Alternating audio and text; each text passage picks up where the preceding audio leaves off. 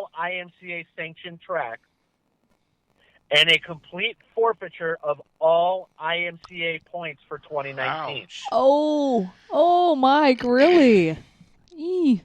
All 2019 points. Wow. That means you've just ruined your whole, everything you were racing for is done. And I'm glad that Mike brought that up, because basically what I was going to do was Not only did it ruin everything that you were racing for, like you guys were saying earlier, Sponsors. your sponsor expects you to show up every Saturday and race. Oh, yikes. Well, and Now especially at the level that this individual races at. Oh, yeah, this is a racer that this week could very well be in Vegas. Without a doubt. And guess what? Not going to be there. You know, and that's one Nope. thing, Mike, Well, that I think a lot of people don't think about. I know I certainly didn't when stuff like this happens, is what happens to their sponsors who have paid money, just like with this particular class at Southern Oregon. There's people putting out money for that class and for advertisement and those sorts of things that they don't Sandy, get you now. know this from a business owner's perspective. You're a business owner. You pay your employees to show up. Yeah, You're a sponsor. You're paying that guy as an employee to show up and represent your company. exactly. Now what? That's a good question. Now what? Do they get their money back? Do they want their money back? Do they ask for their money back? Do you say, "Oh, gee, I'm sorry"? I guess it would really mean, depend on how they were paid out. If what it's paid happens? out weekly, or if it's monthly, or if it's a lump sum. Stuff like that with the what happened and what ifs. That's going to be between the driver and their sponsor. and his sponsors. And it's unfortunate that it's going to come to that. But I really hope, this this incident sheds a light and sheds some new reality on some of these drivers, because one guy who commented on some of these earlier on Facebook was another driver in that same division that did similar things 5 years prior Oh, and got the same types of suspension. well, as a business owner, I certainly wouldn't. I can't call him a kid anymore, but the guy still drives the same way. Still drives 120% every night out there. But anytime there's a microphone in front of him, he thanks his sponsors, he thanks the fans, he keeps cool, and he'll sign autographs and take pictures with people because he's learned. Uh-huh. And that might happen. Hopefully that happens with this guy, because I'd hate to see the talent that God has given him go to waste. Right. Well, yeah, I mean, and he is very, very talented. That's just besides the point. Personal conduct can have serious repercussions. And we see that in all kinds of sports. Yeah, absolutely, we do. NBA, NFL, I mean, It's everywhere. 80% of people's perspective is the conduct that you show in public. Right. I mean, you want to go to NASCAR. I hate to say this and I hate to do this, but Danica Patrick, very talented person, in front of a camera, very smart, Quit laughing. very, very marketable. On the track, I knew where he was. performance, Yeah. not so much. But,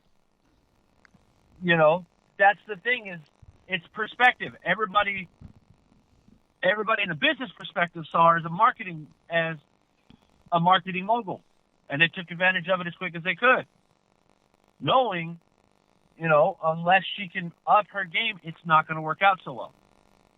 Same thing with Ronda Rousey in UFC. They looked at her and said, hey, she's going to be a rising star. Let's jump on the bandwagon, do what we got to do. Her whole persona about her, and they developed it, and that's what it was until she got kicked in the face. No doubt. And I love Ronda Rousey. She's one of my favorite people. Same She grew here. up in She's a stud. So it's one of those things that, public perspective is 80% of anybody's well-being. If you're a jerk 80% of the time, a lot of people aren't going to like it. Absolutely. If you're great 80% of the time, you're going to have a lot more things going for you. Mike, I want to get into the Mike Moshier Classic because I think we've had enough. I mean we've had enough of the discussion on personal conduct. I want to get into the racing. Yeah. I want to start talking about I want to start talking about there was racing at the Mike Moshier Classic? He went to a fight and a stock car race broke out. Yeah. I want to talk about the highlights, what you saw was going on there, and kind of give us. I know you guys had a good car count.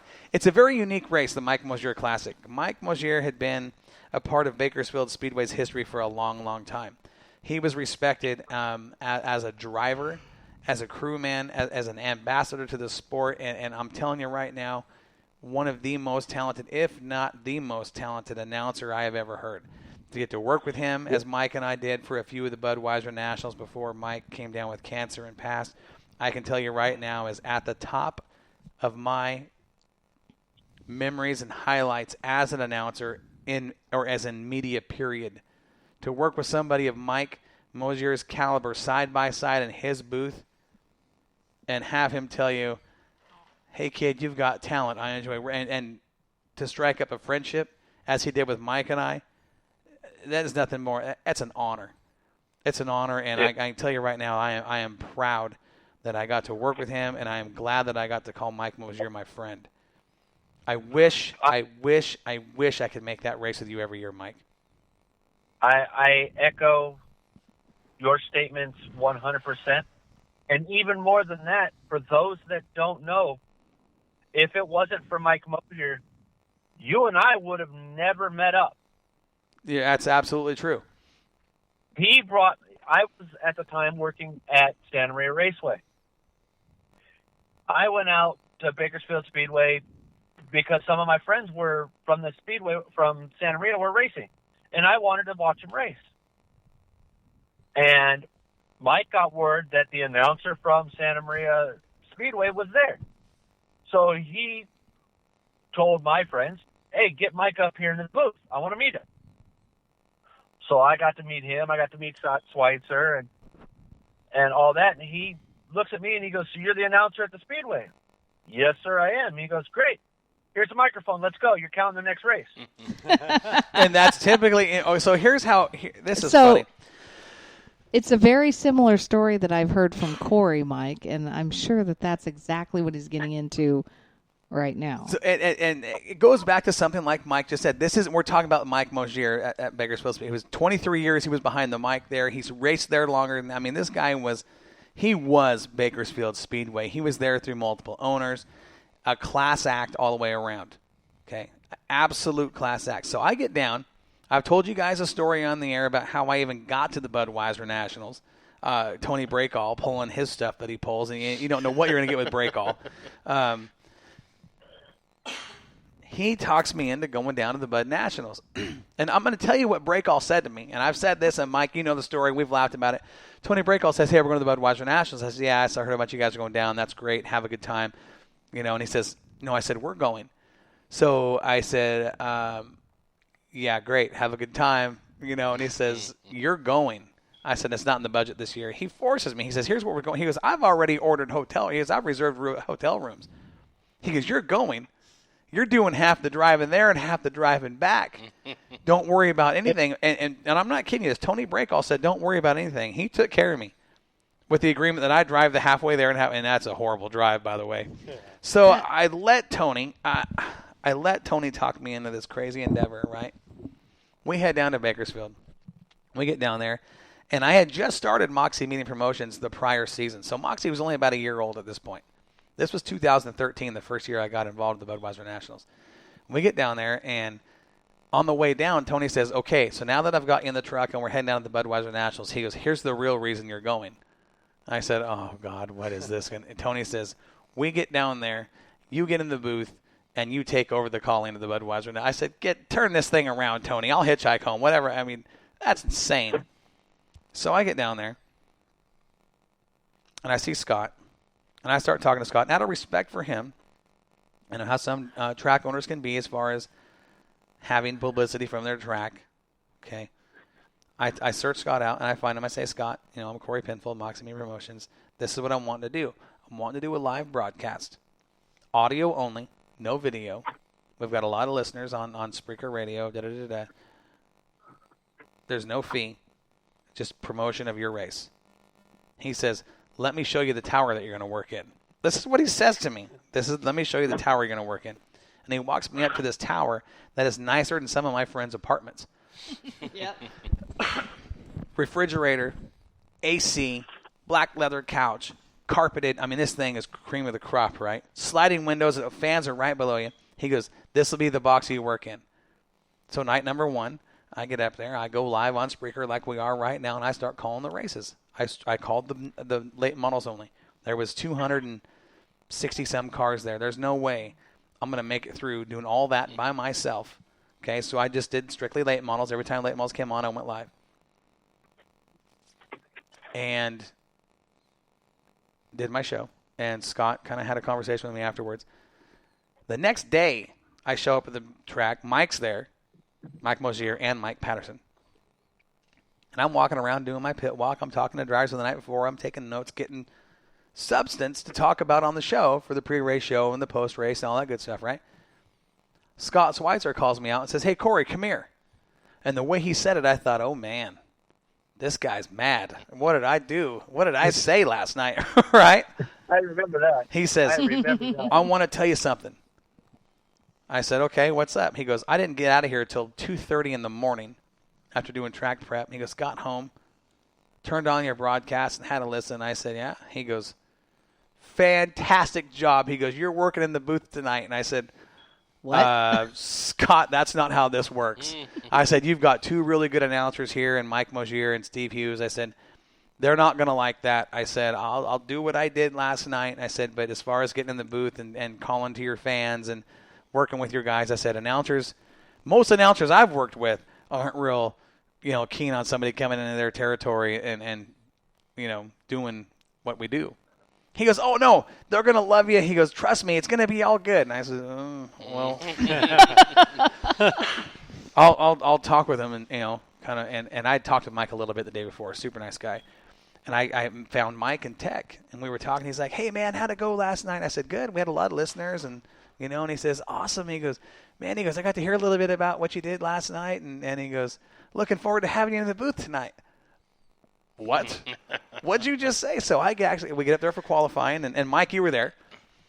Yeah, I was there. There's 4 announcers in this booth that's built for 2 people, Lord. right? I mean, the one side is built for 2 people, one side's built for riders.